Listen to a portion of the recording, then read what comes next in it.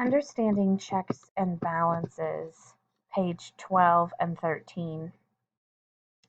The executive branch. The executive branch carries out laws and is found at all three levels: federal, state, and local. Federal executive branch. The President, Vice President, and Cabinet make up the federal executive branch. The job of this branch is to enforce or carry out the law. It makes sure that the laws of the nation are followed. The President directs the country's national defense and also works with international powers. They can nominate new justices to the Supreme Court and can also veto or approve laws passed by Congress. State executive branch. Governors and lieutenant governors lead the state executive branch. Just like the President and Vice President, their job is to enforce the law, in this case the state's laws. Local executive branch. At the local level, the executive branch is usually headed by a mayor. This elected official also makes sure that the local laws of a town, city, or township are followed. In the photograph featured above, it says, in January 2017, members of Barack Obama's cabinet met with officials from the newly elected Trump administration. Page 13. The President's secretaries. Each cabinet member is called a secretary. Each secretary heads a specific department in the government, such as the State Department, Department of Homeland Security, and Department of Education. The secretaries give advice to the President on matters that pertain to their department. For example, if the President wants to make changes in how the nation's public school students are taught and tested, the President will ask for and receive advice from the Secretary of Education. Photograph featured here. In January 2017, the Senate confirmed Nikki Haley as President Donald Trump's choice for U.S. Ambassador to the United Nations. Fast fact. In the executive branch, the President and Vice President are elected by the people. The cabinet members are not. They are nominated by the President and then approved by the Senate. This is another example of checks and balances. The judicial branch, page 14 and 15. The judicial branch evaluates laws and is found at two levels, federal and state. Federal court system. The judicial branch is made up of the federal courts and state courts. The two share power, but each hears specific types of cases. The job of the judicial branch is to review and explain the laws and decide what the Constitution means. The highest federal court in the land is the Supreme Court. There is only one Supreme Court. There are, however, many lower federal courts.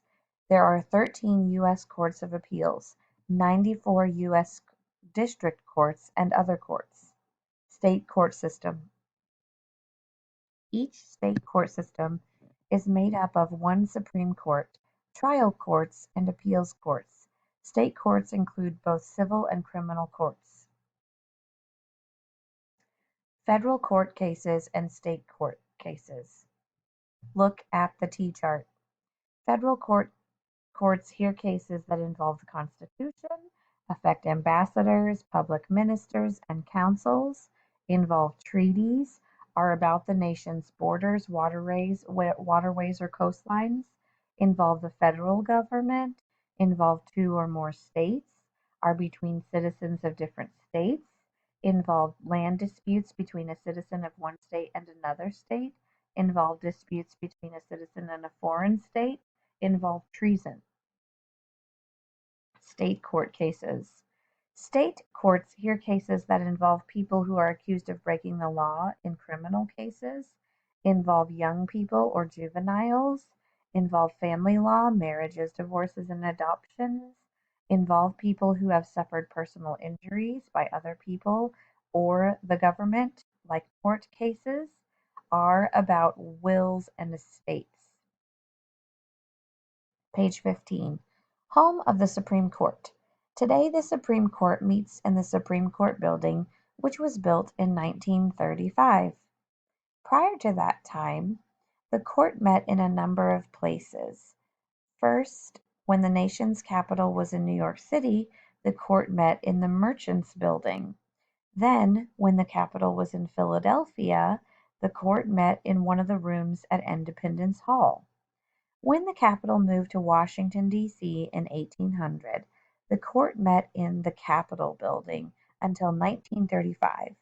The United States Supreme Court Building has been the seat of the Supreme Court since 1935. It was designated a National Historic Landmark in 1987. Fast fact: William Howard Taft was the only person to serve as both President of the United States and Chief Justice of the Supreme Court. He served as Chief Justice after his term as President.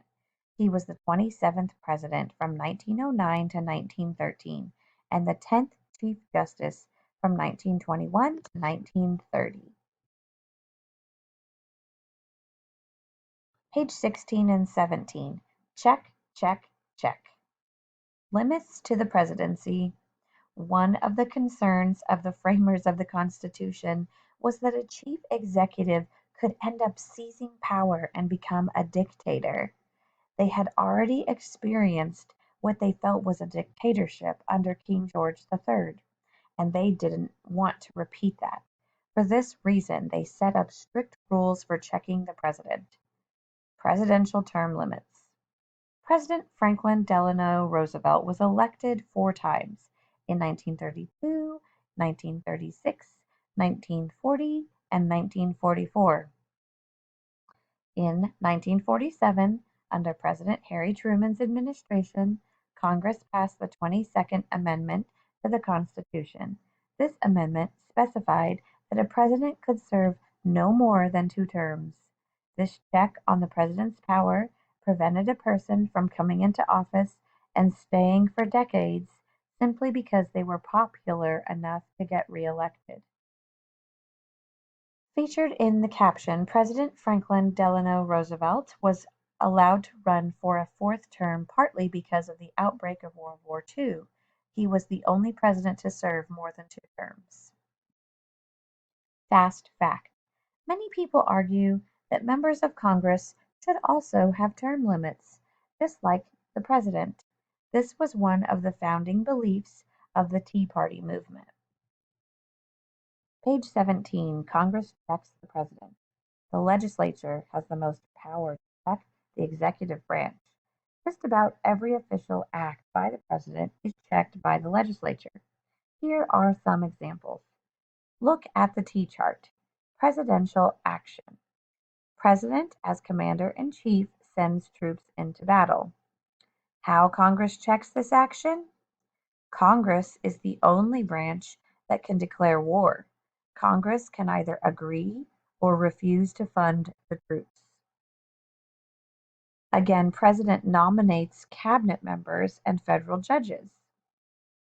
Congress must approve those nominations in order for the people to get the job. President vetoes a law that Congress has passed. Congress can override this veto. President makes a treaty with another country. Congress must vote to approve that treaty. President needs money to operate the various departments. Congress decides how much money the departments can have. President commits a serious crime. Congress can bring the president up on charges, impeachment, and then remove them from office if enough votes are obtained. In the picture below, Congress is featured.